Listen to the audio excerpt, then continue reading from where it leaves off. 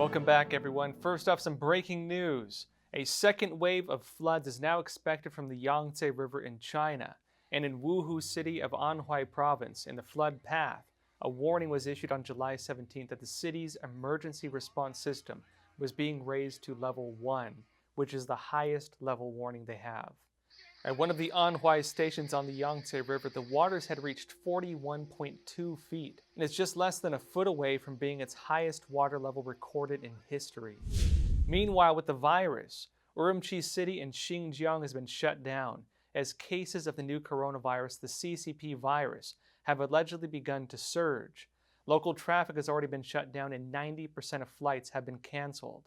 As of July 17th, the Xinjiang Health Commission reported 6 confirmed cases and 11 asymptomatic cases, including among people at the Xinjiang Production and Construction Corps, although the CCP has repeatedly given numbers that are incomplete when it comes to this virus.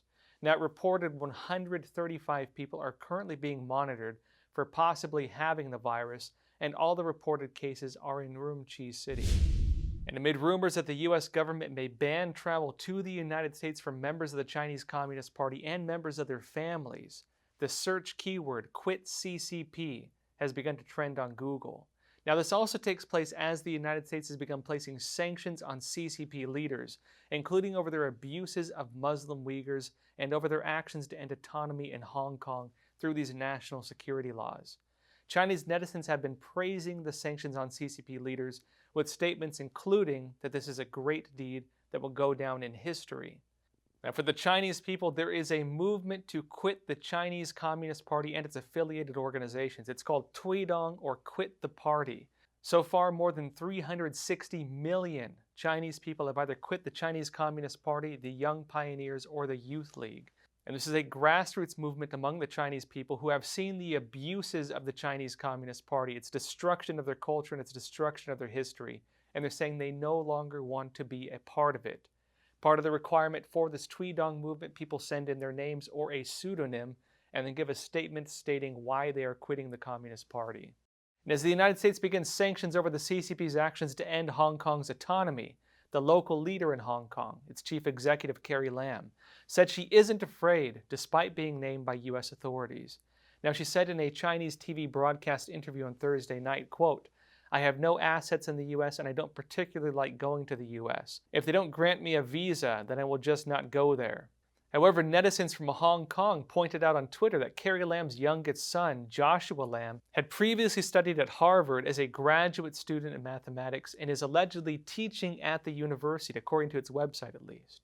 Now, supporters of Hong Kong's freedom are now calling on U.S. Secretary of State Mike Pompeo to add her son, Joshua Lam, to the sanctions list and are asking that he face deportation. Meanwhile, the CCP is allegedly trying to force Taiwanese citizens to acknowledge its claims over Taiwan in order to get visa renewals. Now, while Taiwan is technically a free and self-governing country, the CCP claims ownership over it, and some countries do recognize that. Now, a Taiwanese official is saying the CCP attempted to make him sign a document recognizing the One China claims over Taiwan in order to receive a visa renewal, and the official left Hong Kong after refusing to sign the document.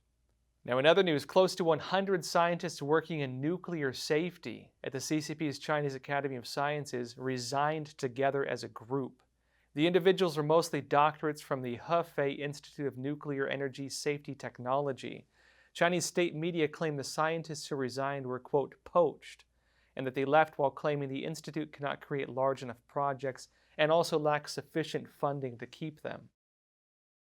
And also in a recent speech, Attorney General William Barr criticized Hollywood for, quote, trying to appease the Chinese Communist Party. Now, here's a clip of his statement. And every year at the Academy Awards, Americans are lectured about how this country falls short of Hollywood's ideals of social justice. But Hollywood now regularly censors its own movies to appease the Chinese Communist Party. I suspect that Walt Disney would be disheartened to see how the company he founded deals with foreign dictatorships today. It is clear that the PRC seeks not merely to join the ranks of other advanced industrial economies, but to replace them altogether. The United States is now dangerously dependent on the PRC for these essential materials. Over the years, corporations such as Google, Microsoft, Yahoo, and Apple have shown themselves all too willing to collaborate with the CCP. Following the recent imposition of the PRC's draconian national security law in Hong Kong, many big tech companies, including Facebook, Google, Twitter, Zoom, and LinkedIn, reportedly announced that they would temporarily suspend compliance with government requests for user data. True to form, communist officials have threatened imprisonment for non-compliant company employees. We will see if these companies hold firm and how long they hold firm.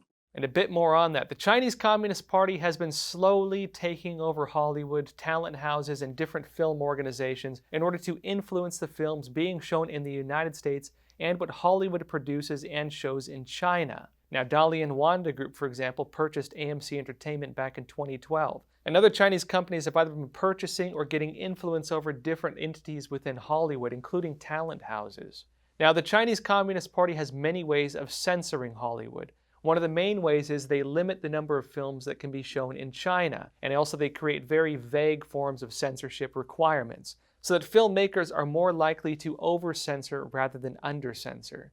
Some of the requirements the CCP has with films are that they support, quote, core socialist values. And they have other requirements, such as that you have to have, for example, one scene filmed in China. You have to have, for example, one Chinese actor, and also that these films cannot show China or the Chinese Communist Party in a negative light. And there's also been talk about them saying you cannot show the US military, for example, in a positive light. Now, for the Chinese Communist Party, this is part of what they call culture warfare. This is under the CCP's unrestricted warfare doctrine, listed publicly. And different Chinese leaders have talked specifically, very directly, about using culture warfare against the United States. One of the big issues here is to show an image of China to the world that supports the image the CCP wants them to see. This polished image that people are shown. And so again, for the Chinese Communist Party, this is war. This is something they do actively, it's something they talked about openly. And Attorney General William Barr is now calling them out for doing this. Now for the broader stories for today. Now first off, President Trump is allegedly looking into creating a travel ban on members of the Chinese Communist Party.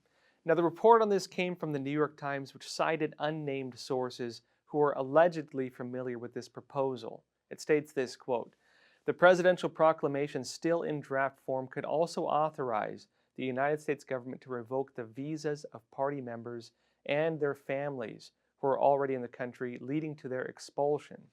It says some proposed language is also aimed at limiting travel to the United States by members of the People's Liberation Army and executives at state-owned enterprises, though many of them are likely to also be party members.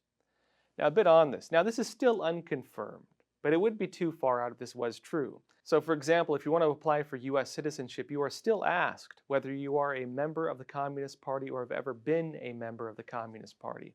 One of the main reasons for that was during the Cold War, if you were a Communist Party member, it meant you were loyal to the Soviet Union. These days, if you are a CCP member, a Chinese Communist Party member, it means you are loyal to the CCP. And it requires things, if you're a party member, that you pay, for example, your party dues, that you engage in study of communist texts, and so on. And so really, if you're a CCP member, it means you're engaging in meetings, you're paying party dues, you are loyal to the CCP, you've sworn your life to the CCP, and you've sworn to do anything the CCP asks of you. And in addition to that, you also have to join study sessions, where you have to study Communist Party texts. But also, if this does pass, it could add additional fuel to some of the different movements in China and around the world to have people quit the Chinese Communist Party. So, for example, there's also the Quit the CCP movement, the Tweedong movement, also known as the Quit the Party movement.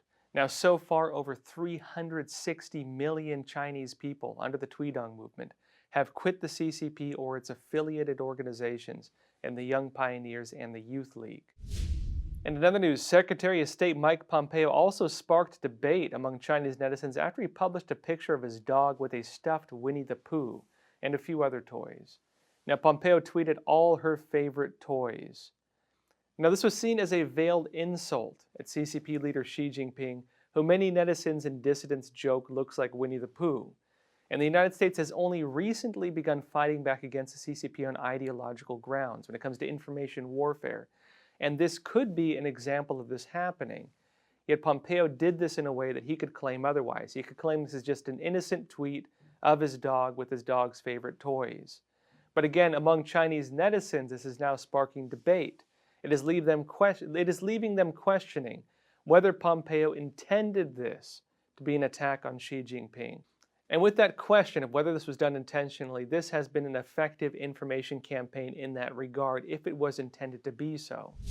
Now, meanwhile, in Detroit, ICE officials and Homeland Security investigations seized a web domain operated by China known as lafoauto.com, and this is part of an investigation into arms trafficking around the world.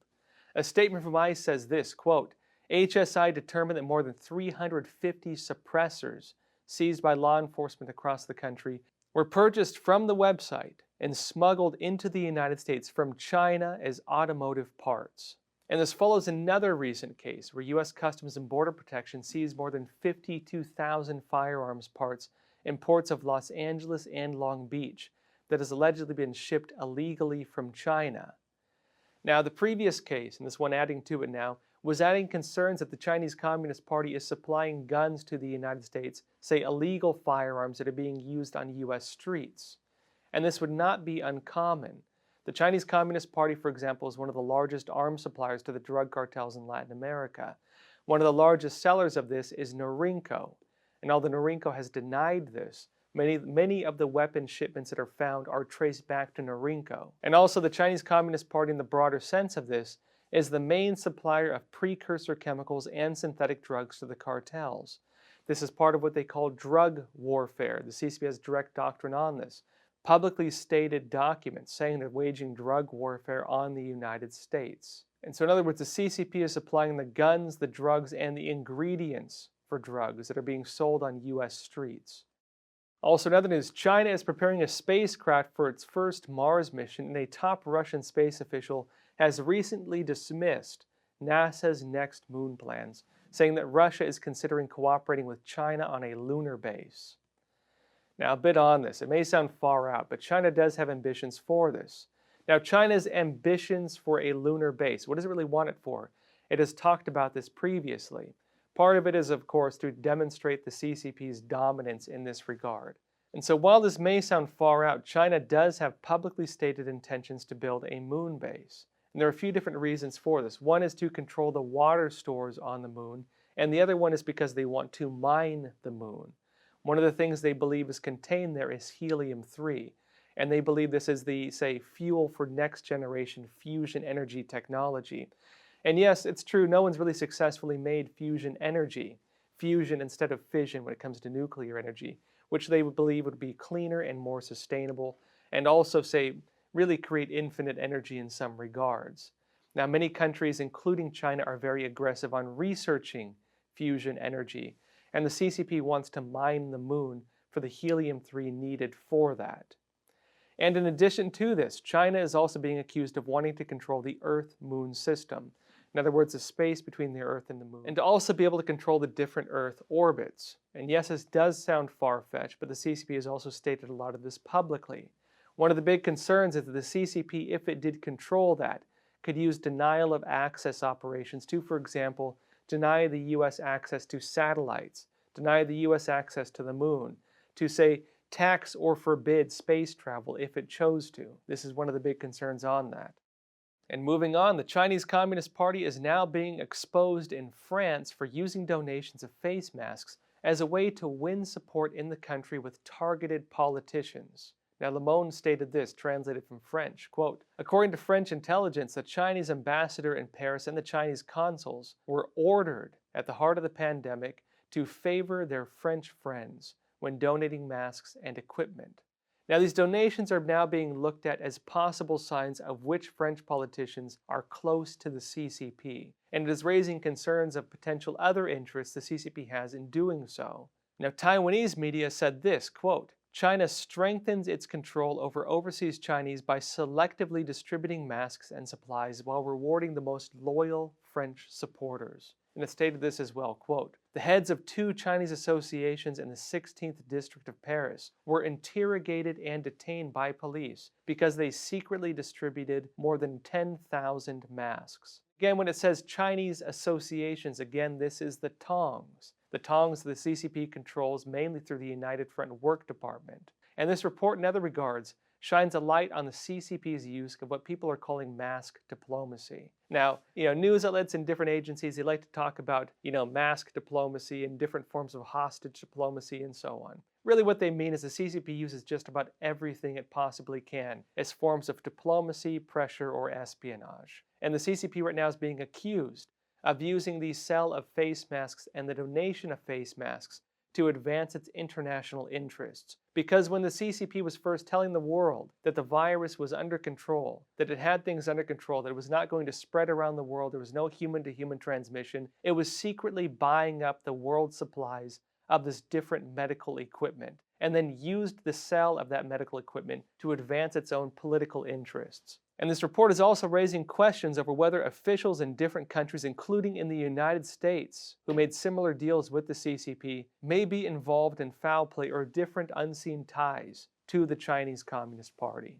Now, a couple points on this. Now, again, we mentioned these different Chinese associations. You mentioned the Chinese Communist Party's United Front Work Department, which it runs through its different consulates, which then control these different tongs, these associations, which then control these different operations to influence local politics and local social issues. It appears to be that this is what is going on right now. Because this report mentions different Chinese associations, it mentions Chinese Communist Party directives, and it also mentions different Chinese consuls who are using this network to advance political interests. That is the United Front Work Department. That is exactly how it operates. And the Chinese Communist Party, again, uses this for many different reasons. One of the big ones is influencing local politics. One of the major things they will do, for example, is invite local officials, say in the United States and other countries, on visits to China. Now, different officials, they cannot technically accept foreign gifts. And so the CCP, say for this 2-week-long 5-star trip to China, will maybe charge them something like $2,000, really nothing. And these officials, when they go to China, they're taken on this propaganda tour and they're fed every narrative the CCP wants them to have. Or at the very least, they're subjected to different measures by the CCP to begin coercing them, to start them on the track of becoming foreign agents, essentially, of the Chinese Communist Party, which is why it does things like this. And when it comes to the United States, when it comes to these other countries, every single official, at least based on things I've been told by different US officials, every single one of them will get approached at some time by the Chinese Communist Party for operations like this. And not just government officials, but also business leaders, top academics, and others of influence in the United States and different countries. And again, the CCP targets this. It has an entire government department dedicated to this. And we're now seeing different reports showing this being exposed. Now, folks, with that said, we're again broadcasting Monday through Friday, 5 days a week. And if you want to show some additional support, we do have a Patreon. And also you can find the link to that in the description below. And every Sunday, we do a live Q&A for our Patreon supporters. And also, folks, if you want to show additional support, please like and subscribe this video. It really helps us. And also, if you can, please tell a friend or family about this channel. Of course, folks, with that said, please take care of yourselves, stay healthy, and stay free.